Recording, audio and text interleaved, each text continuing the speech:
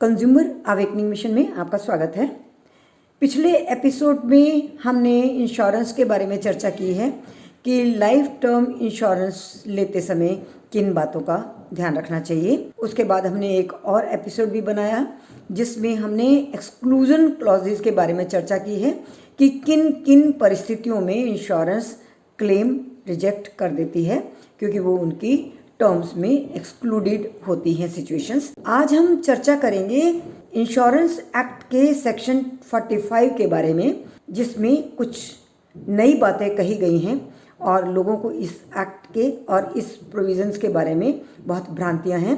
Section 45 में कहा गया है कि 3 साल तक यदि पॉलिसी इन फोर्स रहती है, ऑपरेशन में रहती है, तो उसके बाद इंश्योरेंस कंपनी आपके क्लेम को किसी भी तरह की रॉन्ग स्टेटमेंट, मिस स्टेटमेंट और कंसीलिंग ऑफ द फैक्ट्स के लिए क्लेम को रिजेक्ट नहीं कर। तो अब लोगों के मन में ये एक धारणा बन गई है कि इंश्योरेंस कंपनी तो अब उनके क्लेम को रिजेक्ट करेगी ही नहीं।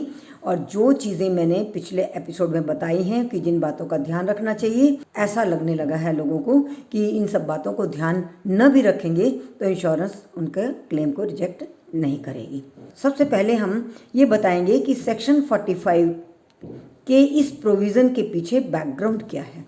सुप्रीम कोर्ट के पास ऐसे बहुत सारे केसेस आए जिसमें कंज्यूमर ने ये कहा कि जो नियम पालन करने का दायित्व तो हमारा था, उसी नियम को पालन करने का दायित्व तो इंश्योरेंस का भी तो था। मान लीजिए इंश्योरेंस का क्लेम फाइल करते समय आपको 3 डॉक्यूमेंट फाइल करने होते हैं: व्हीकल की रजिस्ट्रेशन, ड्राइविंग लाइसेंस और इंश्योरेंस पॉलिसी। जब रजिस्ट्रेशन का डॉक्यूमेंट नहीं दिखाया जाता और तो भी इंश्योरेंस का एजेंट आकर आपकी पॉलिसी बना देता है, पॉलिसी बन गई है, और बाद में जब क्लेम रिजेक्ट करते हैं तो कंज्यूमर्स का ये कहना है कि ये तो इंश्योरेंस को भी तो देखना चाहिए था। बात सही है।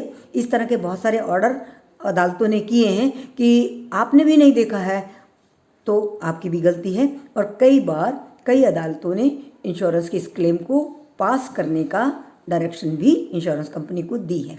मेन मुद्दा ये रहा कि जिन चीज़ों को कंज्यूमर को देखना है उन बातों को इंश्योरेंस कंपनी को भी जांचना आवश्यक है। तो सेक्शन 45 के अनुसार यदि 3 साल तक पॉलिसी ऑपरेशन में रहती है तो उसके बाद अगर इंश्योरेंस कंपनी क्लेम को रिजेक्ट नहीं कर सकती तो उसके लिए भी क्या क्राइटेरिया है।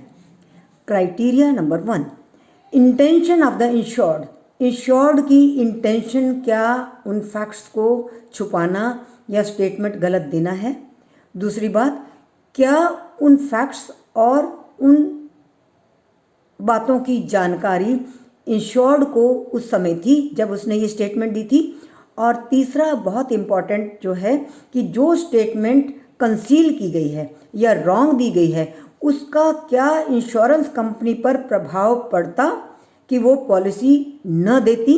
इन 3 चीज़ों को बड़े ध्यान से देखा जाता है। अब no reputation of policy after 3 years में ये कतई नहीं है कि आप इंफॉर्मेशन गलत दे दो। केवल और केवल कारण ये है कि इंश्योरेंस कंपनी का अंडर राइटिंग प्रोसेस होता है जिसमें जो इन्फॉर्मेशन आपने दी है उसको इंश्योरेंस कंपनी को जांचना होता है, परखना होता है, और यदि उसमें कुछ लैप्सेस होते हैं या कोई संदेह होता है तो वो इंश्योर्ड से उसके बारे में पूछ सकता है। तो विदिन 3 इयर्स आप इंश्योर्ड से सारी जानकारी दोबारा ले सकते हैं, उनको जस्टिफिकेशन देने के लिए कह सकते हैं और उनको राइटिंग में बता सकते हैं कि हम आपकी पॉलिसी को कैंसिल कर देंगे।